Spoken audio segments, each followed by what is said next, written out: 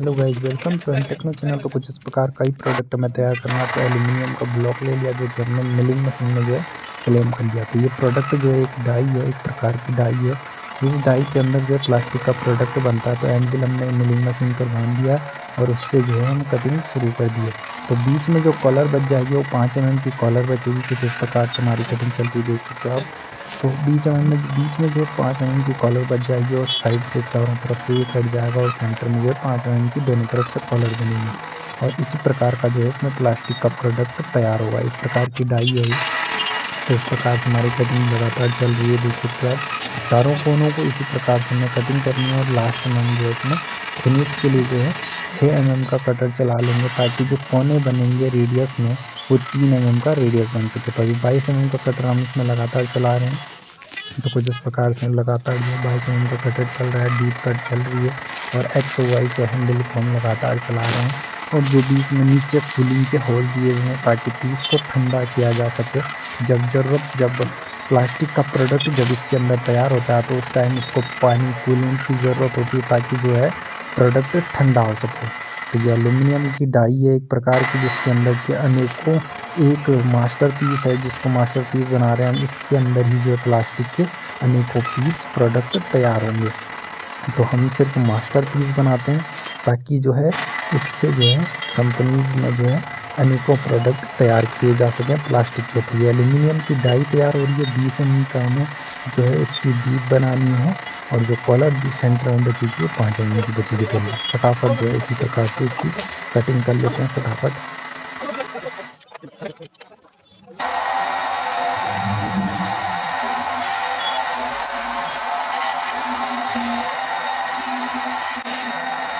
तो कुछ इस प्रकार से हमारा प्रोडक्ट जो है 22 के कटर से तैयार हो जाता है। उसके बाद इसमें जो है 6 mm का कटर बांध देते हैं। उससे जो है इसकी कोने भी बन जाएंगे, रेडियस भी बन जाएगा। 6 mm का कटर हम मिलिंग मशीन के इसके अंदर में बांध चुके हैं और इससे हम जो है इसकी रेडियस बनाएंगे। तो देख सकते हो बिल्कुल स्मूथ फिनिशिंग के साथ हमें ये थिकनेस बनानी है 5 mm। 5 mm की थिकनेस बनानी है जो सेंटर में कलर रहेगा। तो इस प्रकार से हम फटाफट कट चला लेते हैं।